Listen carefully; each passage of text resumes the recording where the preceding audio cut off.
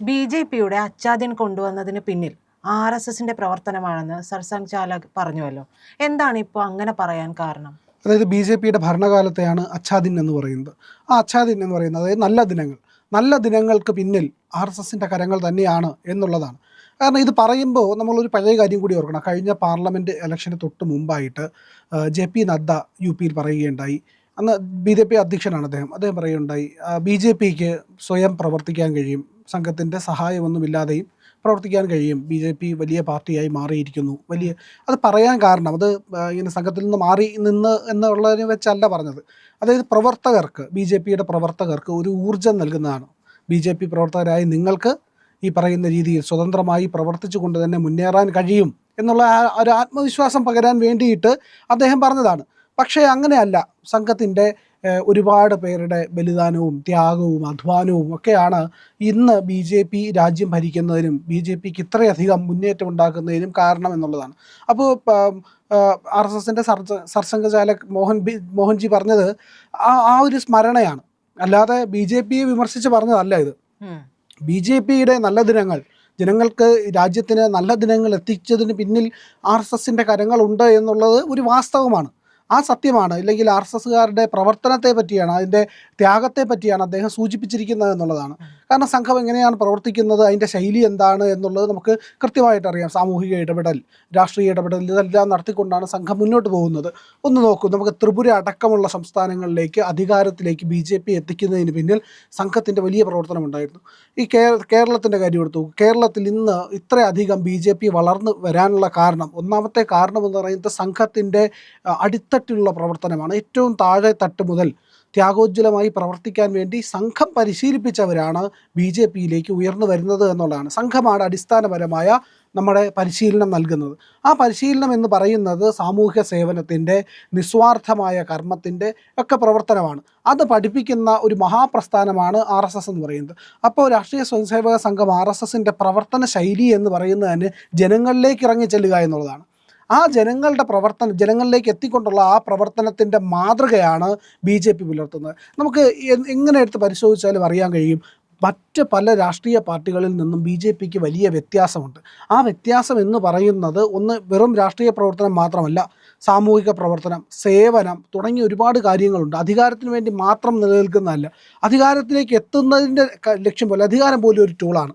അത് രാജ്യത്തിന് വേണ്ടിയിട്ടുള്ള, ജനങ്ങൾക്ക് വേണ്ടിയിട്ടുള്ള പ്രവർത്തനങ്ങളുടെ ഏകോപനത്തിന് വേണ്ടി അടിസ്ഥാനപരമായിട്ടുള്ള രാജ്യത്തിൻ്റെ പുരോഗതി, രാജ്യത്തിൻ്റെ നന്മ, അതിൻ്റെ ശ്രേയസ്, ഇതിന് വേണ്ടിയിട്ടാണ് ബി.ജെ.പി പ്രവർത്തിക്കുന്നത്.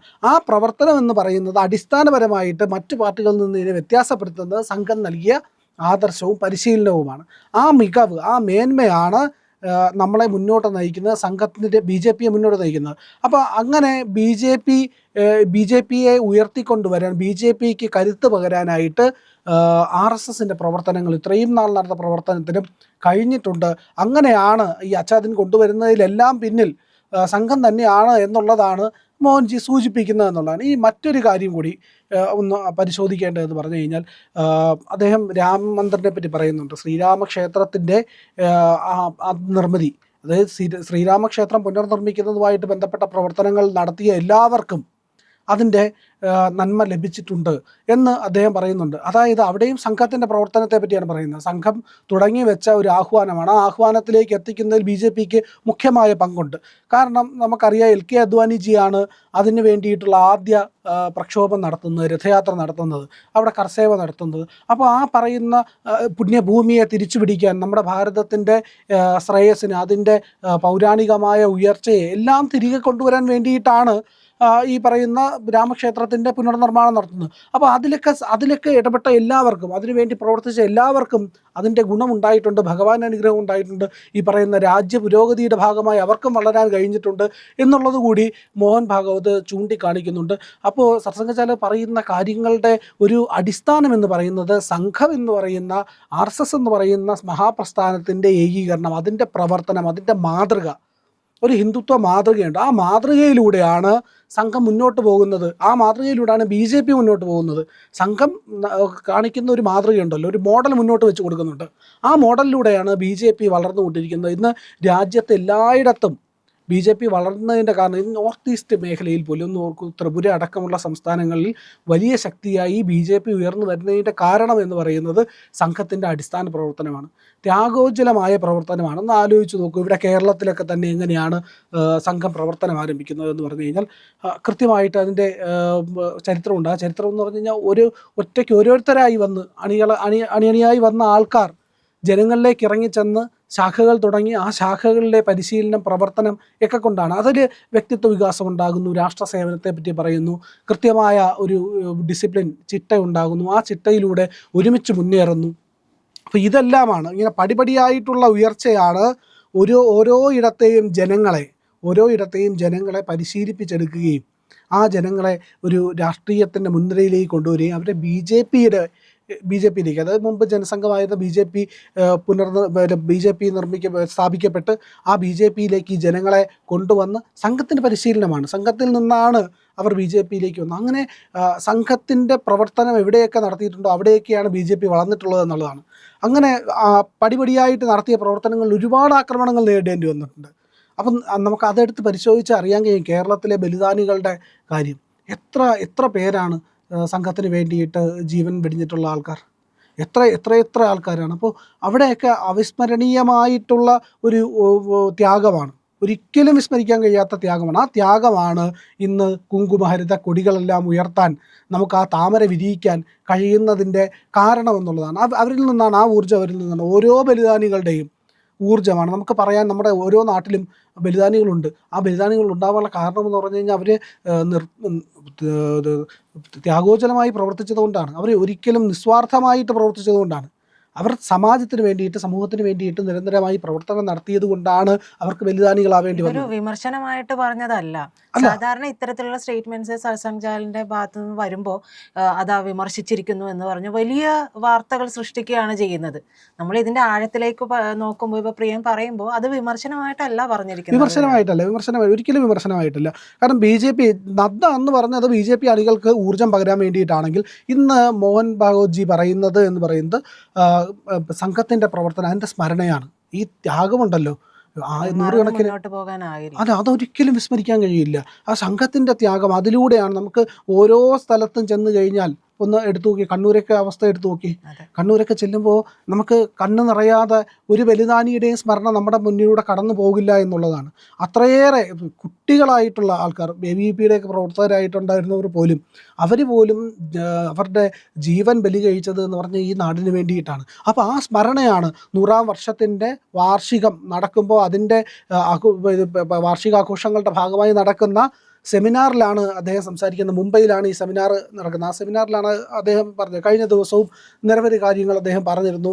ഒരുപാട് വിഷയങ്ങൾ, ഹിന്ദു സമാജം നേരിടുന്ന കാര്യങ്ങൾ, അങ്ങനെയുള്ള ഒരുപാട് കാര്യങ്ങൾ പറയുന്നുണ്ട്. ഇത് മാത്രമല്ല, ബംഗ്ലാദേശിൻ്റെ വിഷയം പറഞ്ഞിട്ടുണ്ട്, അതുപോലെ തന്നെ ഇവിടുത്തെ യൂണിവേഴ്സൽ കോഡിൻ്റെ കാര്യം പറഞ്ഞിട്ടുണ്ട്, നമ്മുടെ ഹിന്ദു ജനസംഖ്യയുടെ കാര്യം പറഞ്ഞിട്ടുണ്ട്, രാജ്യ പുരോഗതിയെ പറ്റും. അപ്പോൾ സംഘം നിരന്തരമായി പരിശ്രമിക്കുന്നത് എന്ന് പറഞ്ഞു കഴിഞ്ഞാൽ ഇത്തരത്തിലുള്ള മുന്നോട്ട് പോക്കിനെയാണ്. അതായത് രാജ്യത്തിൻ്റെ പുരോഗതിയെ പറ്റിയിട്ടാണ്, രാഷ്ട്രത്തിൻ്റെ നിർമ്മാണത്തെ പറ്റിയിട്ടാണ്, അതിൻ്റെ മികവിനെ പറ്റിയിട്ടാണ്, ആ പരംവൈഭവത്തിന് വേണ്ടിയിട്ടാണ്. രാഷ്ട്രത്തിൻ്റെ നമ്മുടെ പ്രാർത്ഥനയിൽ, സംഘപ്രാർത്ഥനയിൽ പറയുന്ന കാര്യം തന്നെ അതാണല്ലോ, പരംവൈഭവം ഇത് സ്വരാഷ്ട്രം എന്ന് പറയുന്നത്. ആ രാഷ്ട്രത്തിൻ്റെ, സ്വരാഷ്ട്രത്തിൻ്റെ പരംവൈഭവത്തിന് വേണ്ടിയിട്ടുള്ള പ്രവർത്തനമാണ്, അതിലേക്കുള്ള സ്മരണയാണ്. അതിൻ്റെ ഒരു പൂർവ്വകാലത്തെ, അതായത് ഈ ത്യാഗത്തെ അദ്ദേഹം അനുസ്മരിച്ചിരിക്കുന്നതാണ് എന്നുള്ളതാണ്. അപ്പോൾ അത് പറയുന്ന കൂട്ടത്തിലാണ് പറയുന്നത് BJP ഇന്ന് ഈ കാണുന്ന ഉയർച്ചയെല്ലാം നേടുന്നതിന് പിന്നിൽ ഈ പറയുന്ന ബലിദാനികളുടെ ത്യാഗമുണ്ട്, ഇല്ലെങ്കിൽ കാര്യകർത്താക്കളുടെ പ്രവർത്തനമുണ്ട്, അവർ കർമ്മനിരതരായിരുന്നത് കൊണ്ടാണ് നമുക്ക് ഇന്ന് ഈ ഉയർച്ച നേടാൻ കഴിഞ്ഞത് എന്നുള്ളതാണ്. ആ നന്ദി, ആ സ്മരണ എന്ന് പറയുന്നത് സംഘത്തിനല്ലാതെ, BJPക്കല്ലാതെ മറ്റൊരു പാർട്ടികൾക്കും ഇല്ലെങ്കിൽ സംഘടനകൾക്കും ഉണ്ടാകില്ല എന്നുള്ളതാണ്. ഒന്നാലോചിച്ച് നോക്കും, പൂർവ്വകാലത്തെ സ്മരിക്കുന്നത്. ഒരു സ്മരണയും കോൺഗ്രസിൻ്റെയൊക്കെ നിലപാടെടുത്ത് നോക്കും, കോൺഗ്രസ്, കമ്മ്യൂണിസ്റ്റ് പാർട്ടികളുടെയൊക്കെ നിലപാടെന്ന് പറഞ്ഞു കഴിഞ്ഞാൽ അവർക്ക് വേണ്ടി അവർക്ക് വേണ്ടി രക്തസാക്ഷികൾ എന്നാണ് പറയുന്നത്. ആ രക്തസാക്ഷികൾക്കൊന്നും ഒരു വിലയുമില്ല. വിലയുണ്ടായിരുന്നെങ്കിൽ അവരുടെ പേരിൽ കോടികൾ പിരിച്ച് ഇങ്ങനെ ഈ നേതാക്കന്മാർ വിട്ടടിക്കില്ലായിരുന്നു. അവർക്കൊരു സ്മരണയുമില്ല. അവർക്ക് അവരുടെ സംഘടനയ്ക്ക് വേണ്ടിയിട്ട് നിസ്വാർത്ഥമായി പ്രവർത്തിച്ച സാധാരണക്കാരായ പാവങ്ങളോട് പോലും ഒരു കടപ്പാടുമില്ല എന്നുള്ളത് അവരുടെ പ്രവർത്തനങ്ങളിൽ നിന്ന് മനസ്സിലാവും. പക്ഷെ അങ്ങനെയല്ല സംഘവും BJPയും തങ്ങളുടെ പ്രവർത്തകരെ തങ്ങളുടെ പൂർവ്വകാലത്തെ നോക്കിക്കാണുന്നത് എന്നുള്ളതിൻ്റെ ഉത്തമ മാതൃകയാണ് സർസംഘചാലകൻ്റെ പ്രസംഗത്തിലൂടെ നമുക്ക് അറിയാൻ കഴിയുന്നത് എന്നുള്ളതാണ്. അതാണ് ഇവിടെ കൃത്യമായിട്ട് പറഞ്ഞിരിക്കുന്നത്. BJP ഇന്ന് കൊണ്ടുവന്നിരിക്കുന്ന ഈ നല്ല ദിനങ്ങൾ എന്ന് പറയുന്നത് സംഘത്തിൻ്റെ നിരവധിയായിട്ടുള്ള കാര്യകർത്താക്കളുടെ പ്രവർത്തകരുടെ സംഘപ്രവർത്തകരുടെ എല്ലാം ഓരോ സ്വയംസേവകൻ്റെയും ത്യാഗത്തിൻ്റെ പ്രവർത്തനത്തിൻ്റെ കർമ്മനിരതയുടെ ഫലമായിട്ടാണ് എന്നുള്ളതാണ് അദ്ദേഹം ഇവിടെ സൂചിപ്പിച്ചിരിക്കുന്നത് എന്നുള്ളതാണ്. അതാണ് അദ്ദേഹം ഇവിടെ പറഞ്ഞിരിക്കുന്നത്. പ്രിയപ്പെട്ട പ്രേക്ഷകരെ, നിങ്ങൾ ഇന്ത്യ ലൈവിന് നൽകുന്ന പിന്തുണയ്ക്ക് നന്ദി. നിങ്ങളുടെ പിന്തുണ നമുക്ക് സബ്സ്ക്രിപ്ഷനായിട്ടാണ് ലഭിക്കേണ്ടത്. അതുകൊണ്ട് ഇന്ത്യ ലൈവ് സബ്സ്ക്രൈബ് ചെയ്യുക. ഇന്ത്യ ലൈവിൻ്റെ ലോഗോയിൽ ക്ലിക്ക് ചെയ്താൽ ചാനലിനകത്തേക്ക് പ്രവേശിക്കാനാകും. അവിടെ സബ്സ്ക്രൈബ് ബട്ടൺ അമർത്തുക, ഒപ്പം ബെല്ലൈക്കൺ കൂടി പ്രസ് ചെയ്യുക, തൊട്ടടുത്തുള്ള ബെല്ലൈക്കൺ. അപ്പോൾ നിങ്ങൾക്ക് യഥാസമയത്ത് ഇന്ത്യ ലൈവിൻ്റെ വീഡിയോകൾ നോട്ടിഫിക്കേഷനായിട്ട് ലഭിക്കും. അതുപോലെ വീഡിയോകൾ ലൈക്ക് ചെയ്യണം. ലൈക്ക് ചെയ്യുന്നതോടൊപ്പം തന്നെ നിങ്ങൾ ആ വീഡിയോ കണ്ടതിന് ശേഷമുള്ള അഭിപ്രായങ്ങൾ കമൻറ്റായി രേഖപ്പെടുത്തണം. അതുപോലെ ഷെയർ ചെയ്യണം. മറ്റുള്ളവരോട് ഈ ചാനൽ സബ്സ്ക്രൈബ് ചെയ്യാനായിട്ട് പറയണം.